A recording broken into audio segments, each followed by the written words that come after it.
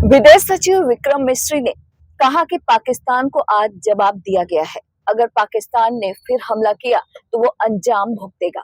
पाकिस्तान की ओर से आगे की जाने वाली किसी भी तरह की कार्रवाई का उचित तरीके से जवाब दिया जाएगा और दिया भी जा रहा है। आपको बता दें कि विदेश सचिव विक्रम मिस्री ने आतंकियों के जनाजे में पाकिस्तानी सेना के शामिल होने की भी बात कही। प्रेस कॉन्फ्रेंस में उन्होंने तस्वीरें भी दिखाते हुए कहा कि बड़ी अजीब सी बात है कि पाकिस्तान के राष्ट्रीय ध्वज से लिपटे ताबूतों में अंतिम संस्कार किए जा रहे हैं और राजकीय सम्मान भी दिया जा रहा है। आतंकवादियों का राजकीय सम्मान के साथ अंतिम संस्कार करना शायद पाकिस्तान में एक प्रथा है। विदेश सचिव विक्रम मिस्री ने प्रेस कॉन्फ्रेंस में कहा कि कल पाकिस्तान ने जम्मू कश्मीर के सिख समुदाय पर हमला किया। इसके अलावा पुंछ में एक गुरुद्वारे पर भी हमला किया गया। सिख समुदाय के सदस्यों को निशाना बनाया गया जो हमले की चपेट में आ गए और 3 लोग मारे गए। इसके अलावा पुंछ में 16 नागरिक भी मारे गए हैं और कई अन्य घायल हुए हैं। विदेश सचिव विक्रम मिस्री ने कहा कि दुनिया में पाकिस्तान की पहचान क्या है, याद दिलाने की जरूरत नहीं है। ओसामा बिन लादेन कहां पाया गया था और किसने उसे शहीद कहा था, सभी जानते हैं।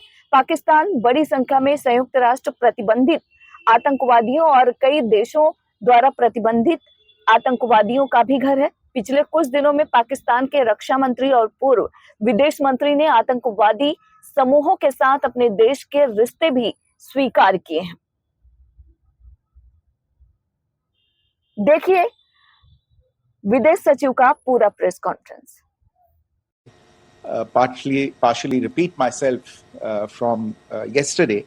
I think Pakistan's reputation as the epicenter of global terrorism is rooted in a number of instances where concrete evidence is available, not just to India, but to governments and authorities and agencies around the world. There are several terrorist attacks around the world where Pakistani fingerprints have been found. I don't need to belabor the point with regard to this audience about where Osama bin Laden was found and who called him a martyr. Pakistan has also for decades pursued cross-border terrorism into India with impunity, and as I said yesterday also, in order to deliberately mislead the international community, they claimed that the terrorist Sajid Mir was dead. They came under pressure, and Sajid Mir was then brought back to life, arrested, and is now apparently in Pakistani custody.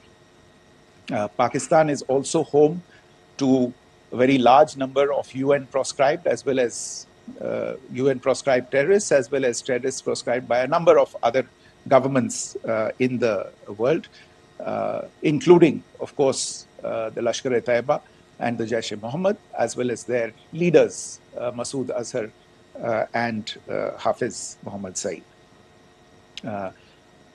आपने देखा होगा हाल ही में पिछले ही कुछ दिनों में पाकिस्तान के रक्षा मंत्री और उनके पूर्व विदेश मंत्री दोनों ने इस बात को माना है कि पाकिस्तान का ऐसे ग्रुप्स के साथ 7 से 8 मई 2025 की रात को पाकिस्तान ने उत्तरी और पश्चिमी भारत में स्थित कई सैन्य ठिकानों को जैसे कि अवंतीपुरा, श्रीनगर, जम्मू, पठानकोट, अमृतसर, कपूरथला, जालंधर, लुधियाना, आदमपुर, भटिंडा, चंडीगढ़, नाल, फलौदी, उत्तरलाई और भुज पर ड्रोन और मिसाइलों से हमला करने का प्रयास किया। इन हमलों को इंटीग्रेटेड काउंटर यूएस ग्रिड और वायु रक्षा प्रणालियों द्वारा निष्क्रिय कर दिया गया। इन हमलों का मलबा कई स्थानों से बरामद हुआ जो कि पाकिस्तानी हमलों का प्रमाण है।